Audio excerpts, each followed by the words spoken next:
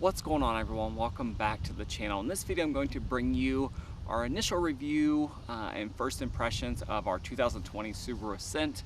We've had it for close to 5,000 miles now. It just reached 43,000, so we're going to call this a 5,000 mile review. We've had the car for about 6 months, so that's given us some time to kind of get a feel for it and kind of maybe give you a little guidance or help on if this may be something for you.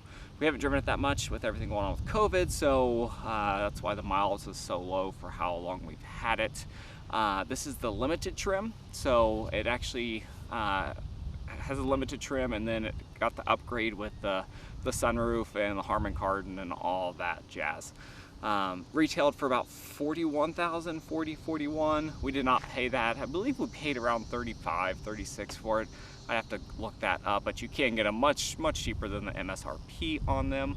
And this is a vehicle that my wife primarily drives, but I do drive it often, especially when she drives it mainly to work and back, and when she's not doing that, generally I drive it. So we've both had good experiences in it, and she's kind of given me some feedback on what she likes and what she doesn't like. So I'm going to go through how I do with all my reviews: exterior, interior, and overall drivetrain, drivability, why we bought this. We recently had a baby, so it was a time for an upgrade. We previously had two smaller SUVs. We had a Subaru Forester and a Honda CR-V, and we really liked the Subaru Forester a lot better, especially in the rain and the snow. And this, from the outside, just feels like a larger Subaru Forester. It's very similar.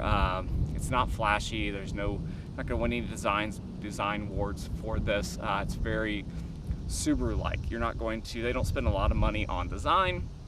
They put it actually into the car, into the drivetrain, engine, all that jazz. I'm not getting into that. But the exterior, there's tons of body cladding on it, which we like. So if you're driving in the snow and it's a little deeper and you scrape something on the side, you're just going to hit that plastic and you're not going to actually get into the paint. There's a ton of body molding on the actual rear of it that we actually like. It has dual exhausts that are actually useful, practical, and actually work. They're not fake at all like a lot of the newer vehicles out there. So we do like that. It has the roof racks already built in. You do have to buy the rails that go across, but it already has that built in, so if you want to use that. But overall, the exterior has really grown on us. I like Subaru, how they're just kind of a little bit, they're a little bit more bland. They're not as flashy, at least as long as you don't get like a WRX or an STI. They're not as flashy as some of the other cars out there. So we really like that, and we've had good luck out of the paint and everything on all our older Subarus, so we haven't had any problems. It does come with 20-inch rims, which are okay. They're nothing to brag about. They do the job. It comes with Faulkner tires on it, so I'm not really sure about that. It's not winter yet here, so I can't tell you how they do. They do fine on the rain and on the dry pavement. We don't have any issues there. So that's really it with the exterior. As far as the actual drivetrain, this is Subaru symmetrical all-wheel drive. They have on all their vehicles. It's much better than a lot of the other all-wheel drives out there. We looked at a Pilot, we looked at a Highlander, and this just seemed like a better fit for our needs. 8.7 inches of ground clearance. That's standard on all Subarus that aren't their cars, so their Forester, Crosstrek, everything, Outback, all those have 8.7 inches of ground clearance, which is basically class leading in this, unless you get a Jeep. It has some of the highest ground clearance of any three-row SUVs out there. So it has 2.4 liter turbo motor in it, and this is another big reason why we got this. 266 horsepower, 270 some pound-feet of torque.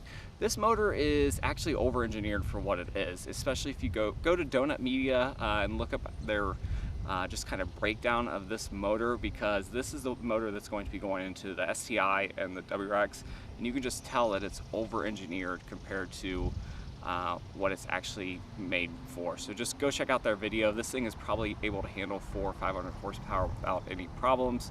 So check that review out, and that's one big reason we got this, is that we wanted something with a little bit larger motor that got good gas mileage, which I'll talk about that in a second. Has a CVT. The drive is very nice, actually. It's very soft. It's very easy to drive around town. It does feel like a large SUV because it's a three-row SUV. It's massive. But driving around town, it's very soft, very quiet.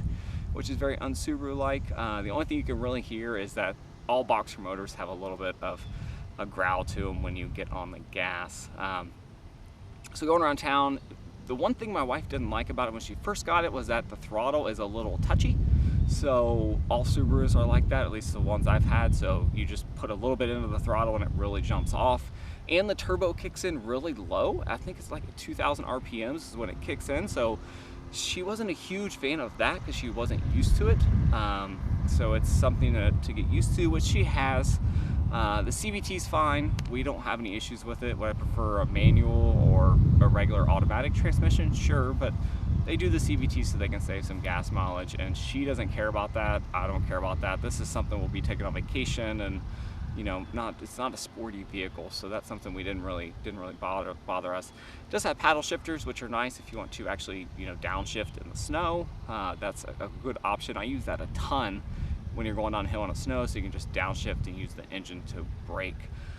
So that's really it with the drivetrain. Gas mileage, we'll talk about that with the drivetrain. Drivability isn't great. We're getting 19.5 miles per gallon currently, which is a little disappointing because I'm pretty sure it's rated at 23 and 27, 23 city, 27 highway, and we're getting 19.5 right now. It does take unleaded, which helps, but we barely get over 300 miles out of a tank. As you can see, we get around 340 based on our current fill up, which isn't good, especially compared to what it's supposed to be rated at.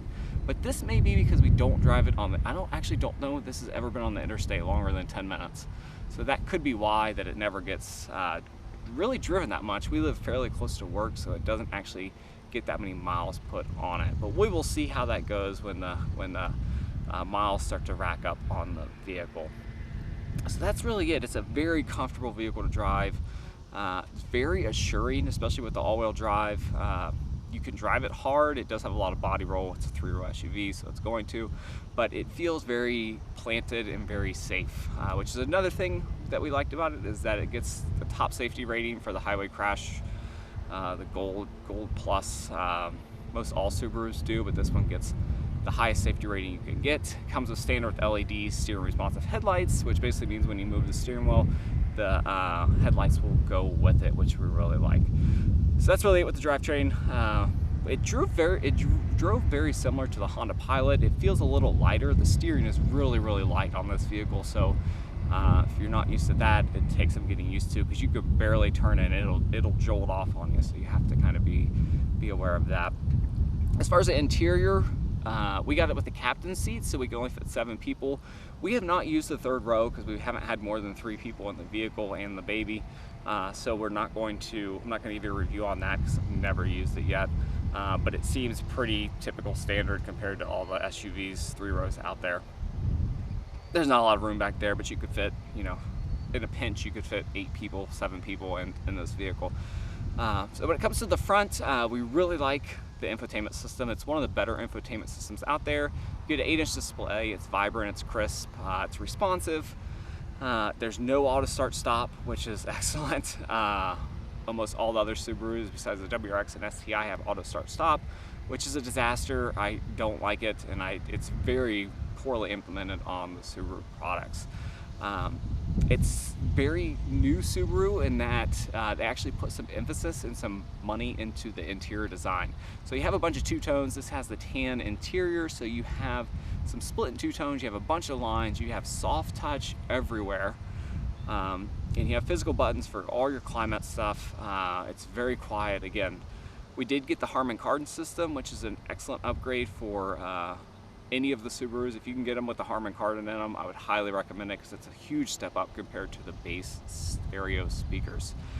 There's tons of storage on the inside, especially in the front. They brag about their 19 cup holders, but you're never going to use 19 cup holders. But in the front, you have tons of storage areas to put your phone, and just if you were traveling, you had like a Nintendo Switch, or you had a laptop, or an iPad or something that you needed to store. There's tons of spots to put this at. That's a pretty good, decent size middle console. I like the little cubby area where you could set your phone at.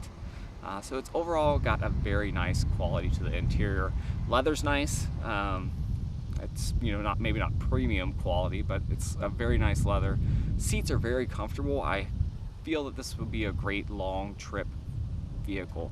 You know, haven't had any issues with it. Heated seats, heated steering wheel, no cooled seats, but honestly I don't really need cooled seats. But the heated seats are nice, and the heated steering wheel I never use, but my wife loves it, so if that's something you want, it's pretty nice.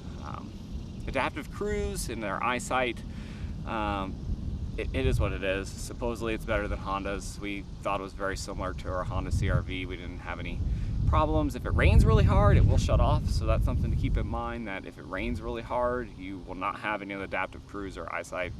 It will disable altogether, which it has happened on us multiple times. But that's really it. The interior is nice. We love the captain's chairs. There's tons of room in that second row. We have multiple car seats we've put in there, and they all fit very easily. The third row we haven't had a lot of use out of because it's mainly down, which gives us a ton of room in the cargo area. So we like that there's tons of room. There's a big storage area underneath to put stuff at.